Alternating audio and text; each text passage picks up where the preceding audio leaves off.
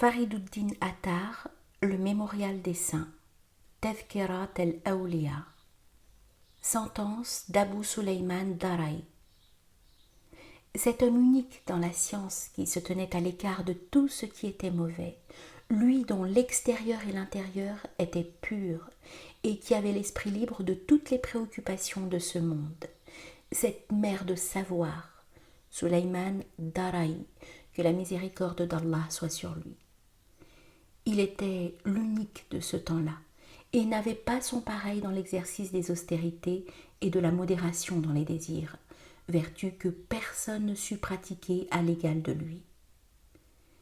Il possédait à fond les mystères de la connaissance de Dieu. Dara était un bourg de la circonscription de la ville de Damas, et c'est de ce bourg qu'Abu Suleyman était originaire. Voici ce qu'il racontait. Une nuit qu'il faisait la prière dans une mosquée, le froid était tellement vif qu'il ne pouvait trouver ni calme ni recueillement. Après la prière, craignant le froid, il se contenta de sortir une de ses mains de sa manche pour faire la salutation finale. Puis il s'enveloppa dans ses vêtements, il se coucha. Aussitôt, il vit en songe quelqu'un qui lui disait « Oh, Abu Suleyman, tu as mis à découvert une de tes mains et tu as fait la salutation. Nous t'en avons récompensé pour sa part. Si tu avais également mis à découvert ton autre main, nous lui aurions donné aussi sa part légitime. » Depuis lors qu'il fit chaud ou froid, il dégageait toujours ses deux mains pour faire la salutation finale. Il racontait encore. Une nuit, je m'étais profondément endormi. Je vis en songe une hourie qui s'approcha de moi et me dit « Oh, Abu Suleyman, voilà 500 ans qu'on me part pour toi, et c'est comme cela que tu restes plongé dans le sommeil ?» Puis elle me fit un sourire qui illumina le monde entier. « D'où vient, lui dis-je, que ton visage est si beau ?» « Une nuit, me répondit-elle, tu as pleuré de crainte devant le Seigneur très haut, et on m'a lavé la figure avec les larmes qui tombaient de tes yeux. Voilà pourquoi je suis devenue si belle, car la beauté des houris est entretenue par les larmes des fidèles. Plus elles sont abondantes, plus cette beauté est éclatante. » Il disait encore « Heureux le serviteur dans le cœur duquel réside la crainte du Seigneur très haut. Celui qui est timoré fait de bonnes actions dont le Seigneur est satisfait.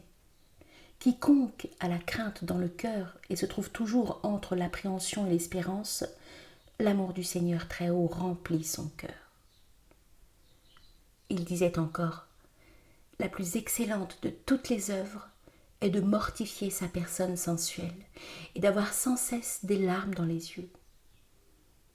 Les ténèbres du cœur viennent de l'excès de la nourriture.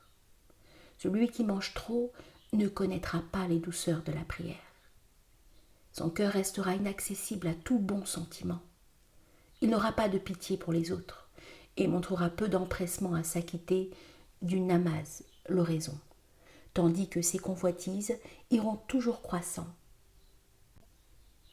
La totalité des fidèles se réunirait autour de la mosquée que le gros mangeur ne se rencontrerait jamais qu'aux abords des latrines.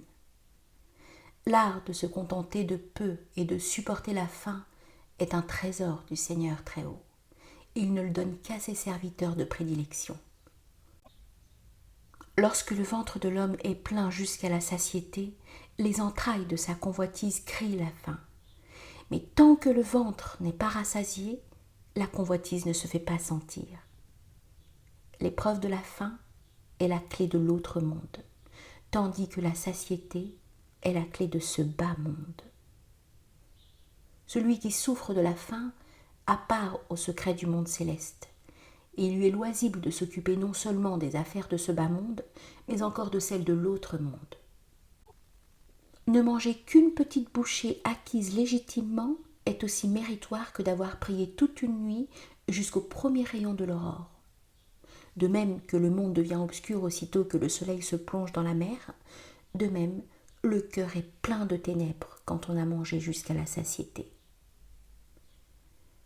Comme on lui demandait ce que c'était que l'acquiescement, il consiste, répondit-il, à ne pas demander au Seigneur très haut le paradis et à ne pas craindre l'enfer. Et qu'est-ce que l'humilité ? L'humilité est l'impuissance à discerner ses propres bonnes œuvres, quelque nombreuses qu'elles puissent être. Tant que l'on ne se connaît pas soi-même, on ne sait pas ce que c'est l'humilité. Tant qu'on ne sait pas ce que c'est que ce bas monde, on ne devient pas ascète. L'ascète est celui qui laisse de côté tout ce qui peut le détourner de penser au Seigneur très haut. Ou bien encore, l'ascète est celui qui, possédant un vêtement de la valeur de 3 pièces d'argent, n'en désirera jamais un qui en vaille 5. Ne te porte jamais garant en pariant de quelqu'un que ce soit un ascète, par la raison que tu ignores ce qui se passe au fond des cœurs. Aimer ce bas monde est le principe de tous les péchés. La racine de la dévotion est le contentement de ce qu'on a. Celui qui connaît le Seigneur très haut s'occupe de bénir son nom et de le servir, puis en repassant dans sa mémoire tous ses péchés, il ne cesse de pleurer. Il disait encore, dans le paradis sont des plaines. Chaque fois qu'un homme bénit le nom du Seigneur, un ange plante pour lui des arbres dans ces plaines.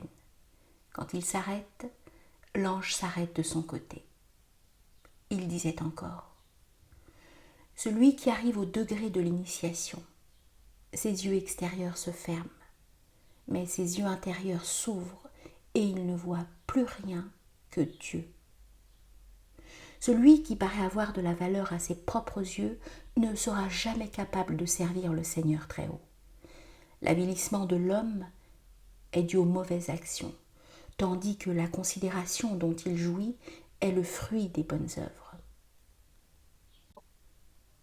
Il y a pour chaque chose un kawin, c'est-à-dire un droit de reprise. C'est ainsi que le droit de reprise appliqué au paradis s'exerce dans le cas où il y a renoncement à ce bas monde. Là où le cœur est plein de l'amour de ce bas monde, le goût de l'autre monde ne saurait subsister en même temps.